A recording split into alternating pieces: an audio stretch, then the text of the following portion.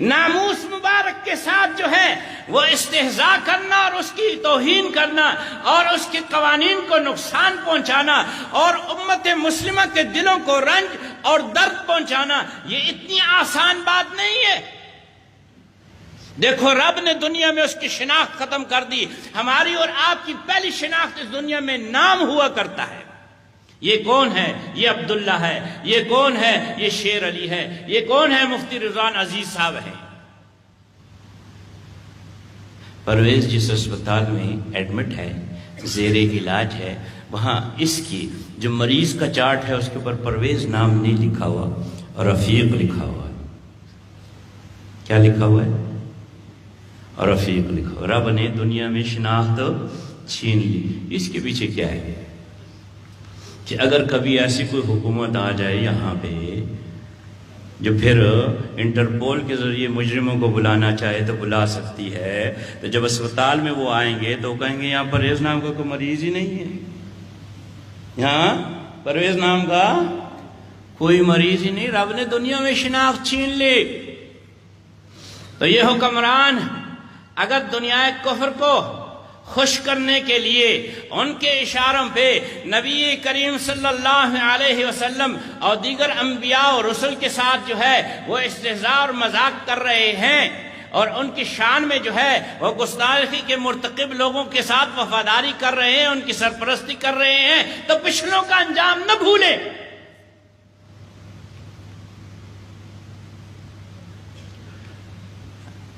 وہ ہمارے وہاں پٹھان کہتے ہیں نہ پچھلوں نے اچھا دن دیکھا تھا نہ یہ دیکھیں گے۔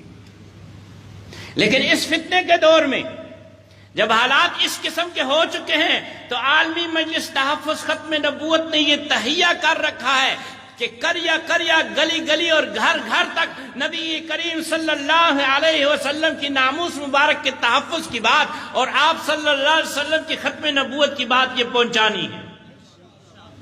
ان کانفرنسوں کے انعقاد کا مطلب بھی یہی ہے۔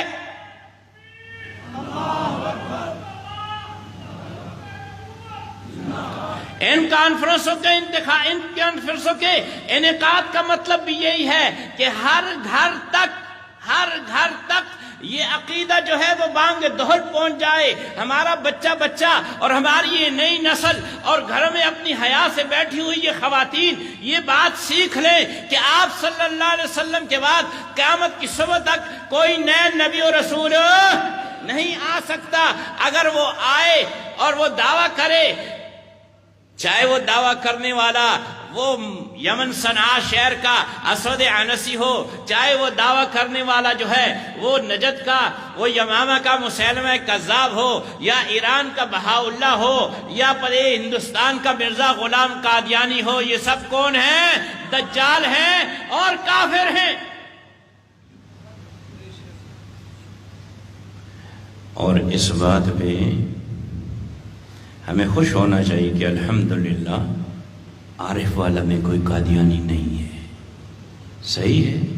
لیکن ذرا یہ سوچو بھائی کہ ختم نبوت کانفرنس کرنے کا مطلب یہ ہے کہ عارف والا کے لوگ جو ہیں وہ کنویں کے مینڈک تو نہیں ہیں کہ عارف والا سے باہر نہیں جائیں گے۔ تو جب باہر جائیں گے تو کارخانوں میں، یونیورسٹیوں میں، اداروں میں اس قسم کے لوگ موجود ہوں گے۔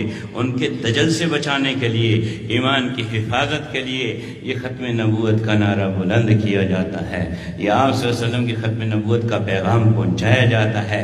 قابل صد تحسین ہے یہ لوگ کہ جو عالمی مجلس تحفظ ختم نبوت کے زیر سایہ کام کر رہے ہیں۔ اس وقت تمام عالم اسلام میں رب کریم نے اگر کسی دینی تنظیم کو یہ اعزاز بخشا ہے کہ وہ کسی بھی وقت جو ہے حضور صلی اللہ علیہ وسلم کی ناموس مبارک کے لیے اور آپ صلی اللہ علیہ وسلم کی ختم نبوت کی حفاظت کے لیے ساری امت کو ایک سٹیج پہ جمع کر سکتی ہے تو وہ صرف عالمی مجلس تحفظ ختم نبوت ہے۔ نعرہ تکبیر!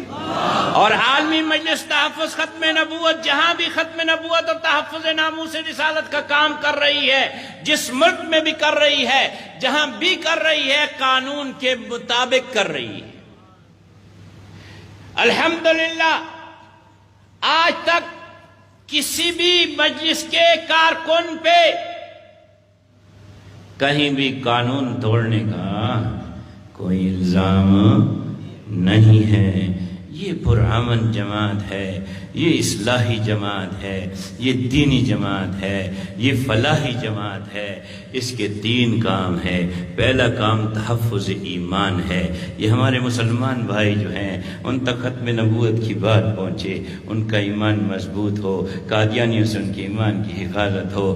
دوسری بات جو ہے، دوسرا ہدف جو ہے وہ دعوت ایمان ہے، ایمان کی دعوت دیں۔ اب قادیانیوں کو ایمان کی دعوت دینے کے لیے آپ کے عارف والا کے مفتی رضوان عزیز صاحب دعوت برکاتہم العالیہ جیسے علماء ہونے چاہیے، یہ دعوت دیں گے۔ آپ اور ہم کیسے دیں گے؟